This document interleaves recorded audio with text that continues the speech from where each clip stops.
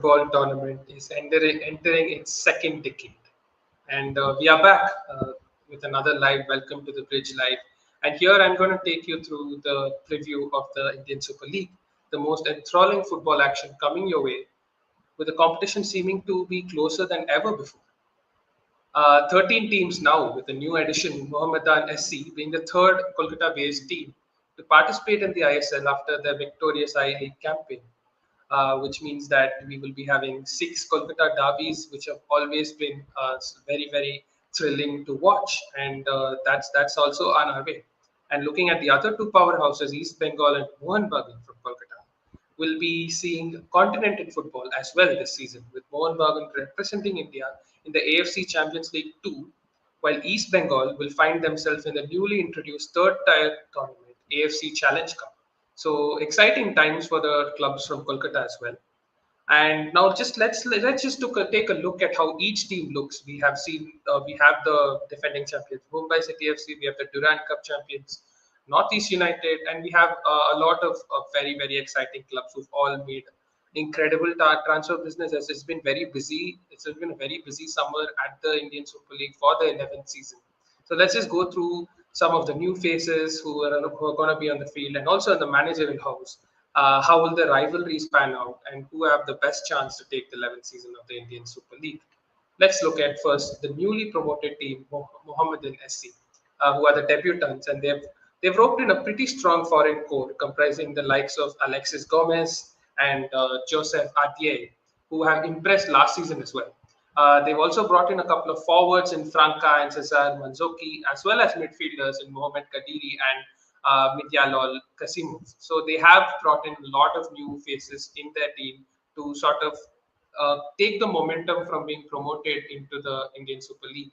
And also their coach, Andrei Chernyshov, has quality young Indian talents with Amarjit Kiam, Makan Chote, Laren Sanga Fanai also at his disposal. So it will be very interesting to see what Mohammedan have got in their bags in their very first season.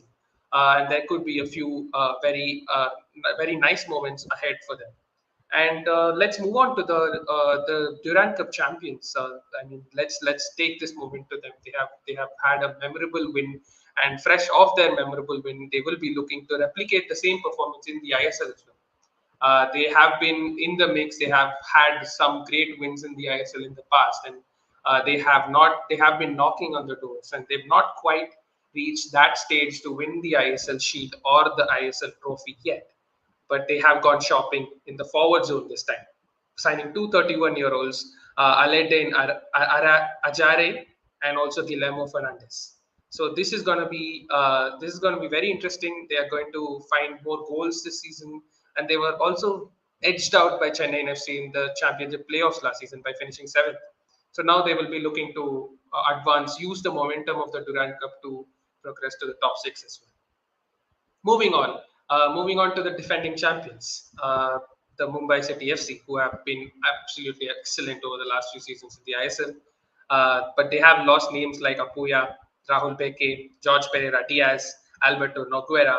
And how do they fill this? Uh, they have had memorable time with these players, but how have they filled it? They have had an excellent creative player in Brandon Fernandez, and also have replaced Noguera and Diaz with Arsenal Academy graduate John Toral, who's a Spanish midfielder, and also a striker, Nikos Karelis, Greek striker. So we have been common with the Greek strikers in the league, and we have one more here with Nikos Karelis. It also adds more strength to Mumbai's attack. That has also seen the likes of Vipin Singh, Ayush Chikara, all being there and contributing. So yeah, they're definitely going to be challenging for the title season. Although they have some names who have moved on, they have brought it back. They have done solid business, and they will be back in the field, controlling their games, winning, taking most of the ball, and showing us how good a team they are. So they are going to definitely challenge for the title again. So is the most time winners Mohun Bagan, the next team I'm going to, and they will be looking to take back their crown after losing it in the last season final to Mumbai City FC. So it seems like a small rivalry building over here with Mumbai City, Mohun Bagan. We did see last season, where Mohun Bagan lost away at Mumbai City, which had 7 red cards being shown. So it does seem like a very intense rivalry building up over here. And Mohun Bagan, for taking back the title, have made a statement signing in 5-time Australian League Golden Boot winner Jamie McLaren as a starter to replace Armando Sadiku, the Albanian who moved to Goa. And apart from this, they also scarfed the 23-year-old midfielder from Mumbai, Apuya, and they've added that to their strength. So they look pretty strong as well. They have seen some transfer saga around with Anwar Ali leaving, but they have also been receiving compensation of 12 crores for that. And with that, they've also covered their centre back position with Tom Alfred, who's also come from the Australian League, as well as Alberto Rodriguez, a Spanish centre back, to fill in the centre back position. So they also look very strong. They look all set to try and win the title again. Moving across the Kolkata, to another part of Kolkata, East Bengal, and they also have looked very good in the transfer business. They have signed Anwar Ali, as I mentioned earlier, who has had a ban for 4 months. But apart from that, East Bengal has signed the top assist and the top goal scorer last season. Mahit Talal is the top assister, as well as Dimitrios Damantakos from Kerala Blasters last season, who's a top goal scorer. He's a goal machine. So East Bengal are looking much stronger this season. They have also brought in Jeekson Singh, another big signing from Kerala Blasters. So they have gone and raided Kerala Blasters, got the correct players who they have identified. And the Anwar Ali signing has turned into a fiasco, with him not being eligible to play under December, as things stand. The Red and Gold Brigade will be eager to do much better than their 9th place finish last term, and they have sort of got the right players who could help them do that and possibly bring them into the top 6 and sort of challenge for the title. Another team that looks like a title challenger, who have always been in the mix, FC Goa. They were the first team that won the regular season shield in 1920 when it was introduced, but are surprisingly yet to win an ISL trophy.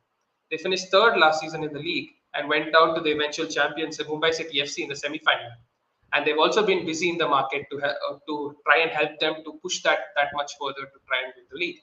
They've refreshed their goalkeeping department. They've also added experienced ISL players in Poria, Armando Sadiku, Skana, and also the Serbian winger Dejan Drazic to improve their squad. So they've overall also gone shopping in the foreign department to try and improve their squad. So that's going to be pretty interesting. They did lose important players in Dheeraj Singh, Narayan Das, and Brandon Fernandez, but it will be looking at Goa to try and push themselves a little further this season, and they do have a promising squad for that. And coming to the other important team over here, which is Bengaluru FC, who have won the ISL in the past, who have won the A-League in the past when they were there, and they are another very strong powerhouse sort of a team.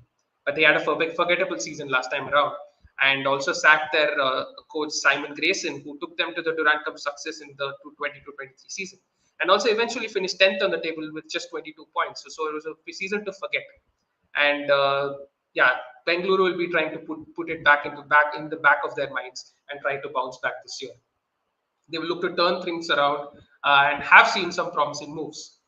Gerard Zaragoza, who took over the club soon after Grayson's sacking, has found some success in the preseason already, and also semi-final appearance in the 2024 Durand Cup. So that it looks a little promising. They also signed Alberto Nogueira, George Pereira Diaz, and Rahul Beke from Mumbai City. Rahul Beke, who used to play for Bangalore, is back in Bangalore to bolster the squad. While their Indian core of Nikhil Pujari and Chinglin Salah Singh will try to have a much better season this time around and try to help Bangalore bounce back up and finish in that top 6 again this year. And they will be looking strong as well. And coming into Kerala Blasters FC, who are another team which we keep looking at. The fans are really passionate, and it's a new era for them after Ivan Vukomanovic has been replaced by the Swedish manager Mikael Stare, and the young Indian midfielder Jackson Singh and also Dimitrios Damantakos are leaving to EBFC. So this is a hole to fill for them, and it's a big blow. They are looking to fill in the shoes. They've signed Jesus Jimenez, they've signed Alexander Koff, but losing the top scorer and a very promising young Indian midfielder is sort of going to be a hole that they need to fill in order to sort of push and get into the top six again. Uh, Moving on to Odisha FC under under the head coach Sergio Lovera, reached the semi-final last season, finishing fourth. So they had a wonderful season. They had a memorable season, and they'll be trying to push further. They were also close in the Super Cup, but fell short at the final.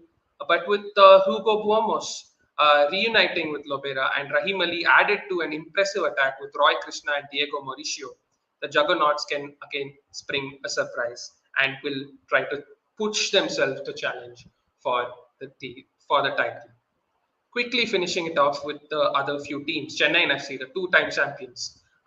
Coil and Chennai have gone shopping as well for around the ISL and took home Wilma Jordan, Elsinio, and Chimachukwu, with Lucas Brambilla also coming around. So they have also gone shopping in the foreign department. And as I mentioned, two-time champions before. And after 3 seasons being outside the top six, they did end up finishing in the top six last season, and they'll try to take that momentum going forward. A team which we have seen have memorable moments in the past will try to push forward yet again. Jamshedpur also a team which did win the Shield a couple of seasons back with similar suit, also picked up Jordan Murray, Sirkovic, Severo, and Javi Hernandez. So they've also had a very good shopping spree in the foreign department. Again, will be looking to do much better than they did last season. 2023-24 debutants in their second season now, Punjab who were the first team to be promoted to the ISL. Remember, now they have a Greek manager who have been replaced by another Greek manager in Panagiotis Dil Perez, who's taken charge.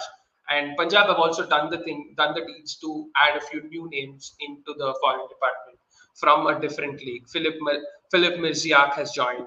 Mushaga Bakenga has joined, the Norwegian striker. Ezequiel Vidal has joined. Ivan Novoselic has also joined. So they have also bolstered their squad, and they'll be trying to establish themselves. After they finished 8th last season, they'll try to have another good season. Finally, ending the list of teams with Hyderabad, who are sort of not had the best of a few seasons. Also, after winning the ISL a few seasons back, they are on the lookout for investors before the players as well. They have been slammed with a ban after a ban, and then finally they had the Deccan Legion found some ray of hope with BC Jindal Group acquiring their licensing, and now they will be looking out for finding their squad to sort of have a future plan to come back and try to challenge for the ISL. But it's going to be a long season for them. They're a bit cold on the squad building front, and it will be sort of a long season under their belt. And coming to the conclusion, all in all, it promises to be an exhilarating season of football, and it remains to be seen if the heavyweights can play to their potential, or if any of the underdogs can spring a surprise, maybe. Who are your picks for the Shield as well as the ISL trophy? Let us know in the comments, and keep following us for news and updates on all things about Indian sports. You can follow us across all our socials and keep tabs on updates from thebridge.in. And that's it for today. We are going to just start the Mumbai City FC versus Mohun Bagan game. So enjoy the game and see you again soon.